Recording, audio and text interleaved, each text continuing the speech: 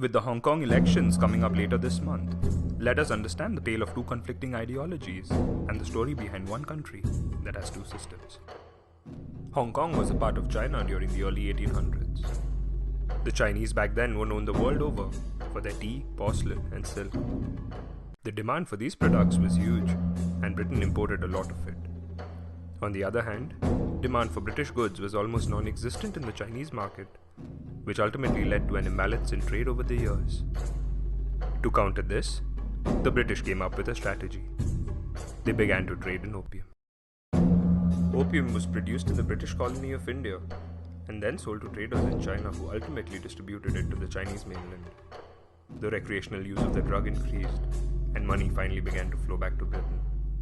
Alarmed by the monetary outflow and the increasing number of opium addicts, Chinese officials in 1839 seized tons of opium and even placed British officials under house arrest. This led to the start of the First Opium War.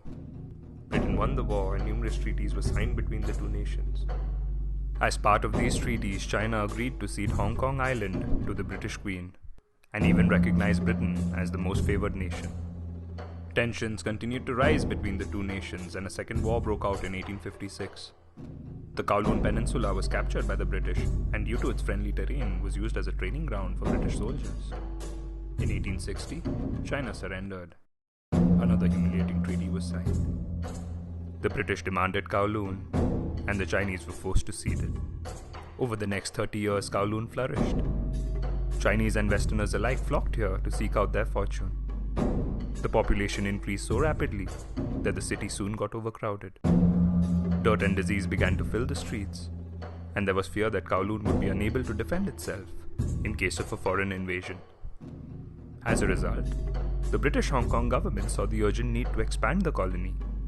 Leveraging their most favored status, they demanded that Kowloon be extended to enable it to better protect itself. The request was granted, and in 1899 Britain secured new territory under a 99-year lease. The area received was huge, close to 12 times the size of the initial colony. The initial colony, along with the new territory, formed the Hong Kong we know today.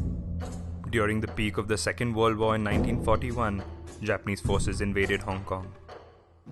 British and Indian forces fought side by side, but were badly outnumbered, and had to surrender the city the same year. Japan took complete control of Hong Kong and established their colony here. Numerous atrocities were committed during this time. The population of this once flourishing town was now reduced to half, with many fleeing or already dead. Japan suffered a devastating defeat in 1945, and Hong Kong was promptly returned back to Britain. By 1949, the capitalist government, the Kuomintang, were overthrown and the Communist Party seized power in the mainland. Hong Kong, however, being a British colony, continued to be capitalist and remained unaffected by the change. Britain controlled the city for the next 52 years.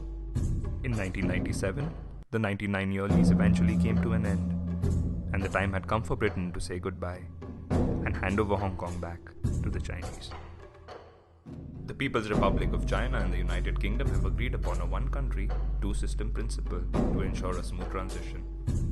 What this means is that the socialist system of the PRC would not be practiced in Hong Kong, and Hong Kong's previous capitalist system and its way of life would remain unchanged for a period of 50 years, until 2047.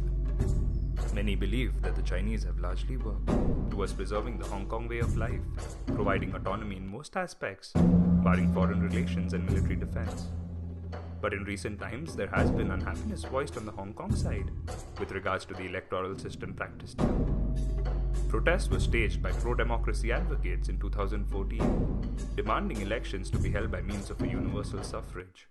In the current system, a body of 1,200 individuals, who are representative of Hong Kong's interests, nominate 2 or 3 candidates for the citizens to choose from.